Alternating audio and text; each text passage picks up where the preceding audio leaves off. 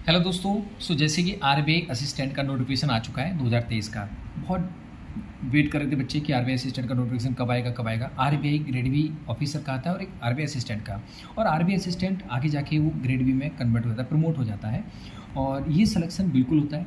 माना कि वैकेंसी यहाँ पे 450 है, अभी वैकेंसी थोड़ी सी कम है, लेकिन अगर हम डिसाइड कर लें कि यार हमें एक वैकेंसी चाहिए तो ऑफकोर्स ये क्वाइट पॉसिबल है।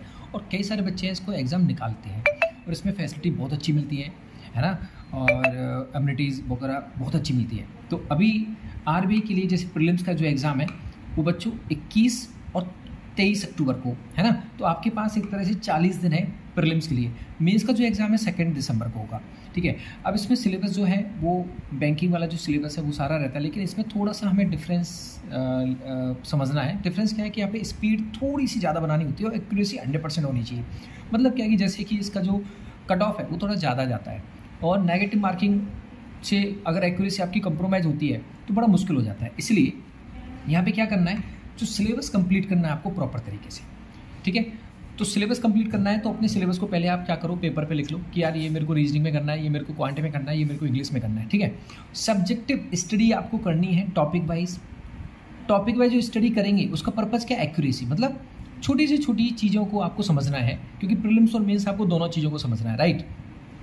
टॉपिक वाइज जो हम स्टडी कर रहे हैं उसके साथ साथ टॉपिक वाइज हम प्रैक्टिस क्वेश्चंस भी लगाएंगे, जिससे कि जो भी टॉपिक आपने पढ़ा है उसमें आपकी जो कंसेप्ट्स हैं वो क्लियर हैं या नहीं हैं, या किस लेवल पे कंसेप्ट क्लियर है, तो कब पता चलेंगे, जब उस पर बेस्ड आप प्रैक्टिस क्वेश्चंस लगेंगे।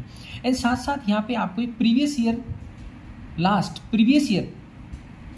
ईयर के जो क्वेश्चंस हैं वो भी आपको इंक्लूड करने होंगे आरबीआई के लिए, प्रीलिम्स और मेंस के लिए, ठीक है।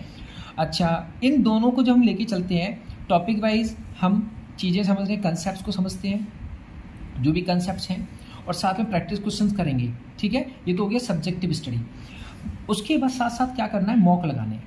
मॉक अभी आप क्या करेंगे, ऑल्टरनेट डेज पे आप स्टार्ट कर सकते हैं, ऑल्टरनेट डेज पे या वीक में आप 2 से 3 भी स्टार्ट कर सकते हैं, ठीक है। 2 भी स्टार्ट कर सकते हैं शुरुआत में, जो भी आप पढ़ रहे हैं तो उसके रेस्पेक्ट में आपकी स्पीड यहाँ पे क्या होती जाएगी, इंप्रूव होती जाएगी, है ना।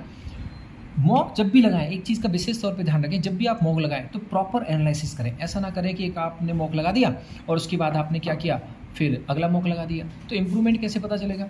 आप प्रॉपर एनालिसिस करें कि जो आपने मॉक लगाया है उसमें रॉन्ग कौन कौन से हैं, है ना, कौन कौन से सवाल गलत हो गए, या कौन से ऐसे सवाल हैं जो आप नहीं कर पाए।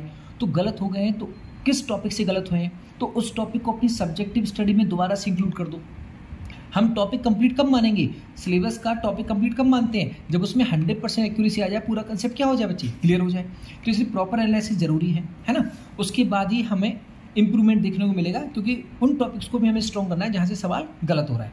हमें अपने बारे में ये भी पता होना चाहिए क्या स्ट्रेंथ और क्या हमारी वीकनेस है। उसके बाद अच्छा, रीजनिंग, क्वांट और इंग्लिश अभी डिपेंड करता है कि आप बाकी एग्जाम की भी तैयारी कर रहे हैं, तो आप ऐसा कर सकते हैं, एक दिन रीजनिंग आपने 2 घंटे पढ़ा, एक दिन क्वांट आपने 2 घंटे पढ़ा, और एक दिन आपने इंग्लिश 2 घंटे पढ़ा, है ना, अगर आप अदर एग्जाम को भी तैयारी कर रहे हैं। लेकिन अगर आप सिर्फ आरबीआई को टारगेट कर रहे हैं तो फिर आप डेली बेसिस पे तीनों सब्जेक्ट को लेके चल सकते हैं, है ना। तो ये आपके ऊपर डिपेंड करता है कि टाइम अवेलेबिलिटी कितनी है, और ऑल्टरनेटिव भी कर सकते हैं, डेली 2 आवर्स भी कर सकते हैं। अब सोर्स क्या है, देखो सोर्स क्या है, अभी डिपेंड करता है बच्चे। यहाँ पे सेल्फ स्टडी के माध्यम से भी आप पढ़ सकते हैं, है ना, जैसे यूट्यूब के माध्यम से आपने पढ़ा, सेल्फ स्टडी से आपने कंसेप्ट क्लियर किए, या रिकॉर्डेड वीडियो आपके पास है उसके माध्यम से पढ़ सकते हैं। या फिर आप ऐसा कर सकते हैं, जैसे कॉन्फिडेंस हमें कब आता है, जब हमें कोई साथ में मेंटर होता है, गाइड करने वाला होता है ना, एक एक चीज़ को हमें समझाने वाला होता है। तो डेडिकेटेड अगर आपको लाइव बैच मिलता है तो वहाँ से भी आप कर सकते हैं। किसी का भी डेडिकेटेड लाइव बैच आप देख सकते हैं। अभी हाल फिलहाल में ऑलिव बोर्ड में जो लाइव बैच स्टार्ट हुआ है वो 18 सितंबर से स्टार्ट हो रहा है, जिसमें एक्सपीरियंस्ड टीचर हैं सारे, जैसे सुमित सर हैं, राधे सर हैं, मतलब इनके पढ़ाए हुए बच्चे बहुत सारे सेलेक्ट हुए हैं। तो ये बैच स्टार्ट हो रहा है यहाँ पे ऑलिव बोर्ड में, और प्रीलिम्स प्लस मेंस है, इसमें डेडिकेटेड बैच है, इसको भी आप देख सकते हैं। आप अदर सोर्स भी देख सकते हैं, और ऑलिव बोर्ड पर डिस्काउंट के लिए आप कूपन कोड जो है RK लगा सकते हैं, जिससे आपको मैक्सिमम डिस्काउंट मिल जाता है, ठीक है बच्चे।